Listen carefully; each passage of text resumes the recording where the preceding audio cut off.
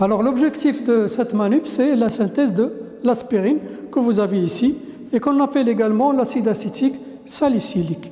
Alors il se fait à partir de l'acide salicylique. Alors qu'est-ce que l'acide acétylsalicylique? Ou bien l'acide salicylique, ce sont des médicaments pour les douleurs de la fièvre. Donc les deux sont des médicaments. Mais pourquoi l'acide salicylique et pas l'acide salicylique?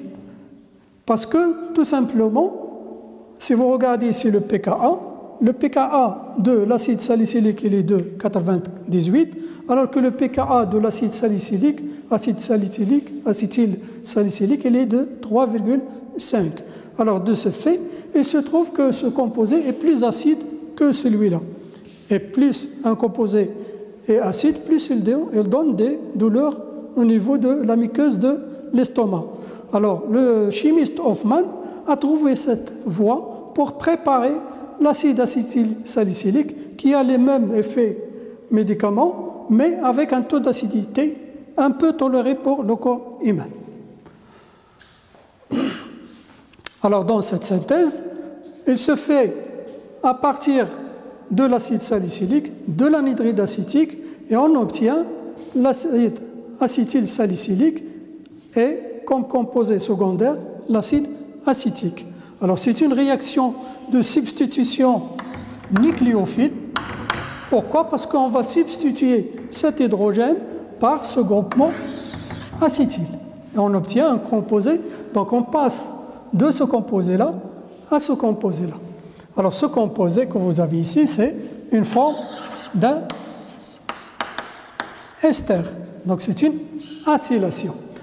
Alors ce composé que vous avez ici, pourquoi il est très acide? Parce que tout simplement, sa base conjuguée est un composé très très stable. Alors pourquoi? Tout simplement parce que le OH que vous avez ici, il a un comportement d'un acide et pas un comportement d'une fonction alcool. Alors si vous arrachez un proton ici, donc on va obtenir l'acide, la base conjuguée. Et regardez la base conjuguée de ce composé, elle est très stable par effet mésomère. Alors c'est pour cette raison ce composé il est très acide.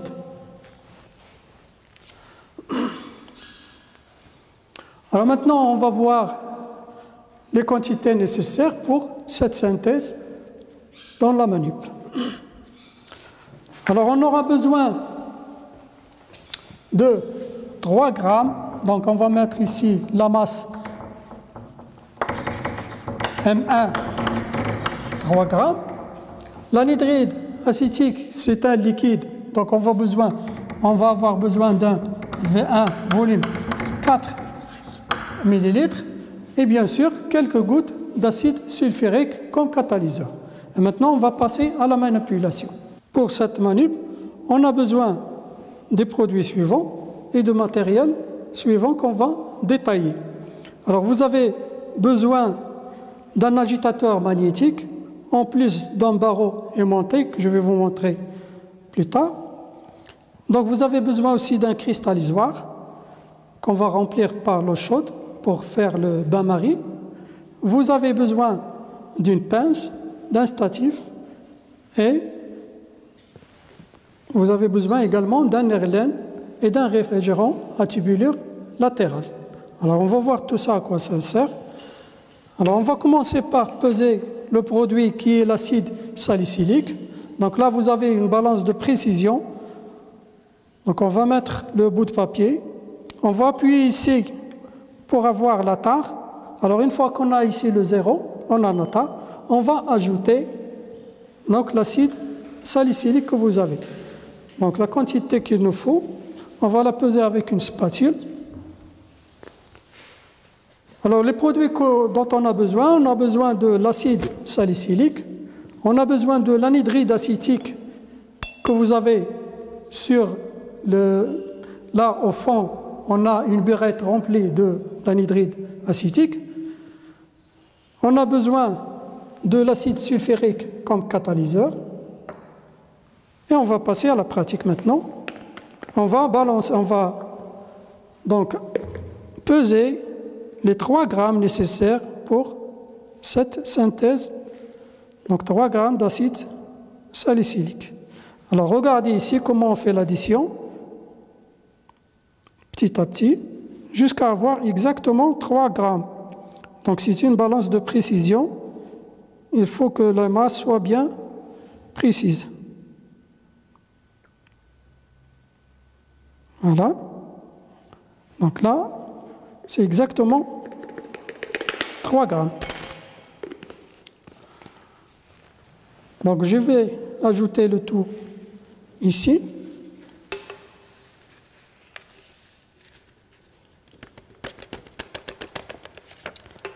Alors je vais de l'autre côté pour mesurer l'anhydride acétique.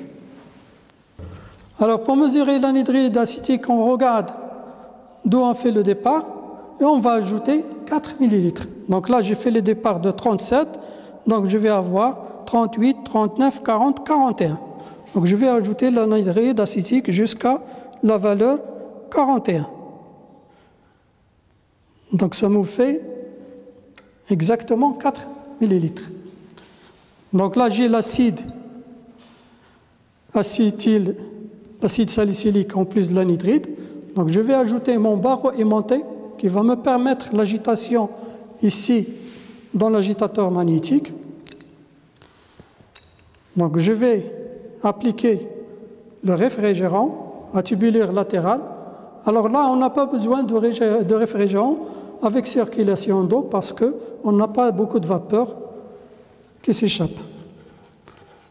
Puisque les liquides que vous avez ici, ils ont un point d'ébullition très élevé. Je parle de l'anhydride et des acides qui vont se dégager. Donc je vais agiter. Donc regardez ici, vous avez une agitation, donc le barreau aimanté qui va tourner. Donc je vais agiter jusqu'à la solubilité totale de votre composé.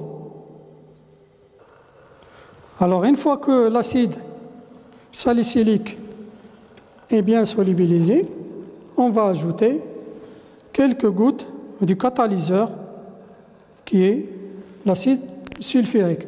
Alors là, il faut vraiment faire très attention parce que c'est de l'acide sulfurique très concentré. 1, 2, 3. Alors 3 gouttes suffisent puisque c'est un catalyseur. Alors si vous avez touché de l'acide, il faut l'essuyer avec du papier. Il ne faut pas se laver avec l'eau. Alors je vais remettre le bouchon et je vais laisser la réaction continuer. Donc là, j'ai pour 15 minutes. Alors après 15 minutes, je vais soulever mon Erlen et je vais attendre qu'il devienne froid. Je vais laisser le bouchon. Alors une fois refroidi, je vais ajouter 50 ml d'eau. L'eau distillée, bien sûr. Voilà. Donc là, j'ai 25. Ensuite, 25.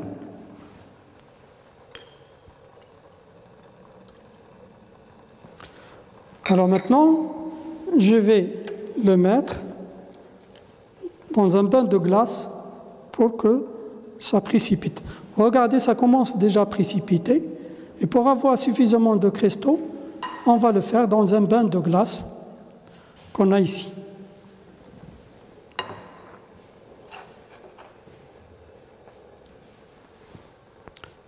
Alors vous avez les cristaux qui se forment ici, ça commence déjà. Regardez. Alors ces cristaux, on va les filtrer. Alors après refroidissement et précipitation, on obtient des jolis cristaux que vous avez ici. Donc regardez l'aspirine, votre aspirine. Elle a une très bonne allure. Et donc les cristaux qu'on a ici, on va les récupérer par filtration sur Bechner. Alors on va mettre 2 papiers. On va imbimer avec un peu d'eau pour faire coller le papier. Alors on va faire imbimer par un peu d'eau pour faire coller le papier. Et on va ouvrir le robinet. Alors là, vous avez une trompe à eau qui va créer le vide. Donc on va aspirer par l'ouverture d'eau. Donc on va créer le vide, ce qui va nous permettre de filtrer les cristaux et de séparer le liquide du solide.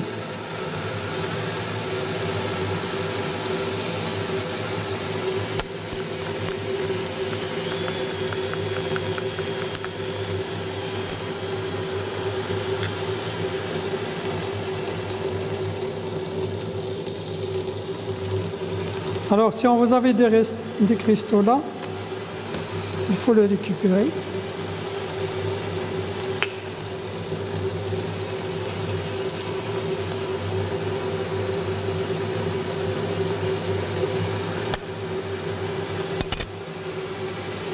Alors, il faut récupérer le barreau aimanté qu'il faut donner au préparateur. Monsieur Evoilin va se charger du barreau aimanté.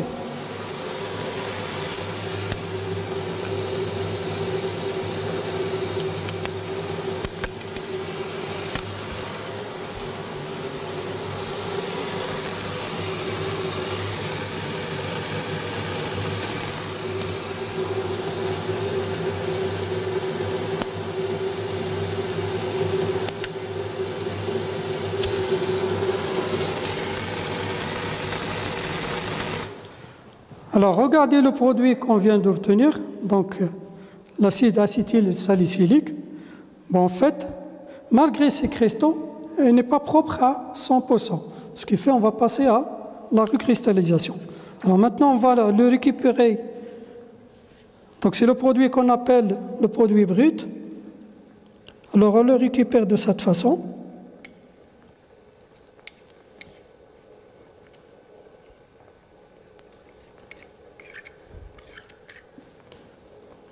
Donc il faut ici récupérer le maximum.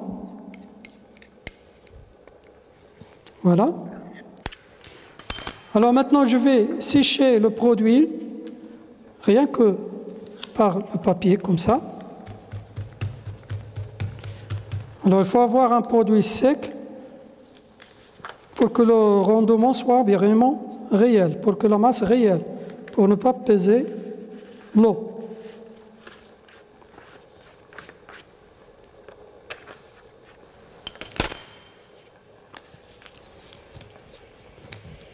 Alors, une fois le produit bien séché, on va le peser.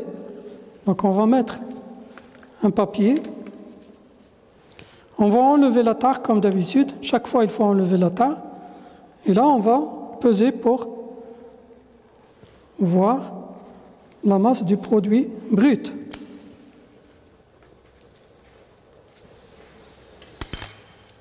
Alors, la masse que j'ai récupérée, c'est 2,5 grammes. Alors maintenant, je vais faire la recristallisation de ce produit brut pour avoir le produit pur. Donc je vais remettre ce produit ici.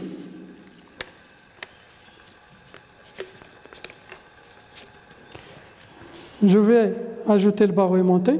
Alors le barreau aimanté, il faut incliner l'air laine pour faire l'ajout du barreau aimanté pour ne pas casser l'air laine. Et je vais ajouter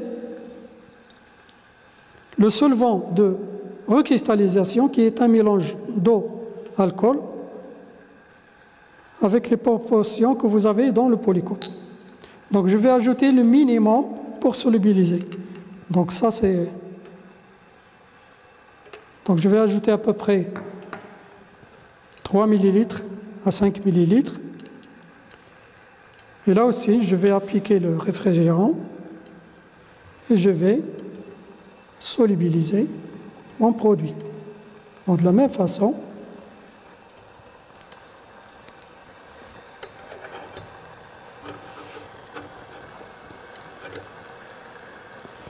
donc je vais appliquer l'agitation. Je vais laisser agiter jusqu'à solubilisation totale. C'est bon. Alors, une fois que la solution sera bien solubilisée, je vais la filtrer ici. Donc, je vais mettre un peu de coton sur l'entonnoir. Alors, ça me permet de récupérer le solide qui n'a pas solubilisé et qui se trouve dans la solution. Voilà.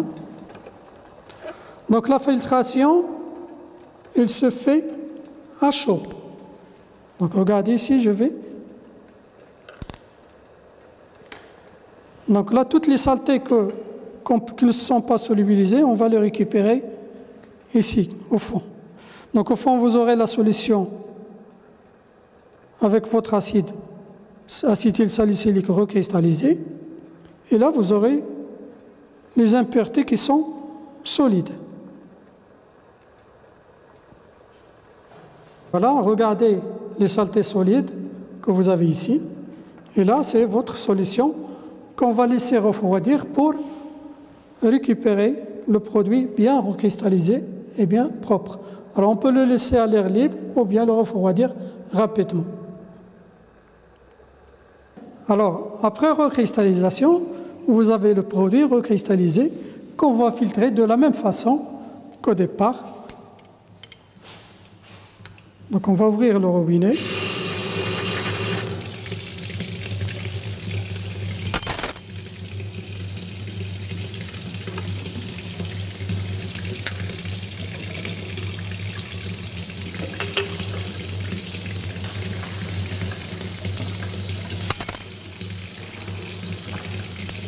Alors il faut attendre que ça soit bien sec.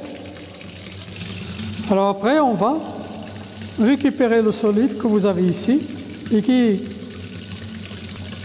est un produit propre. Il est bien recristallisé.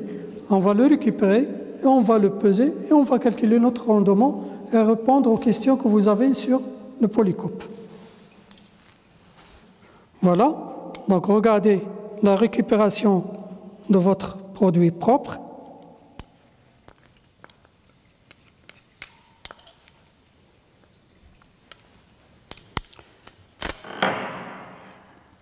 Et de la même façon, on va le sécher de nouveau. Et les cristaux qu'on va récupérer, on va les peser pour voir la masse et calculer le rendement. Et voilà le produit, bien propre. Voilà, je récupère 2 grammes de produit recristallisé et 2,5 grammes de produit brut. Donc je vous laisse faire vos calculs. Alors la dernière étape qu'on va faire, c'est prendre le produit, le point de fusion de votre produit, qu'on va comparer au produit de départ, au produit non recristallisé, et pour savoir l'efficacité du produit recristallisé. Donc là, vous avez le produit recristallisé. Alors là, vous avez l'appareil pour ça qui s'appelle le banc de Koffler. Et bien sûr, il faut prendre de petites quantités parce que là, ça va brûler et ça va dégager des gaz. Alors, il faut mettre le minimum de produit. Donc, je vais faire glisser mon produit le long de cette plaque et qui augmente de chaleur. Donc, il faut aller doucement jusqu'à la fusion de votre produit. Et là, ça fusionne. Donc, je vais ramener le curseur à ce niveau-là. Je vais mettre mon curseur. Et là, vous avez la luxure ici. Donc là, je lis 143 degrés Celsius. Alors, si on compare avec le produit brut que j'ai ici, que j'ai gardé un petit peu, je vais essuyer mon banc de Koffler et je vais refaire la même chose, mais avec le produit brut, non recristallisé. Donc là aussi, je vais mettre juste un petit peu. Et je vais glisser ici, tout en regardant le point de fusion.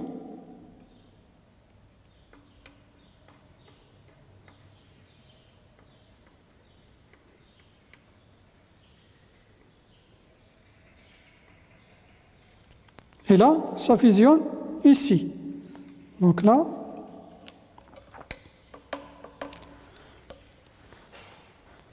Donc je vais faire la lecture ici, et ça m'indique 130 degrés Celsius, alors que le produit recristallisé, c'était 143. Donc les impuretés, qu'est-ce qu'ils font? Ils vont diminuer le produit, le point d'ébullition de produit. Voilà votre manip, et je vous laisse faire vos calculs. Voilà, j'espère que vous avez eu une bonne idée pour cette manipulation et que vous pouvez refaire chaque fois que vous aurez l'occasion. Je vous remercie.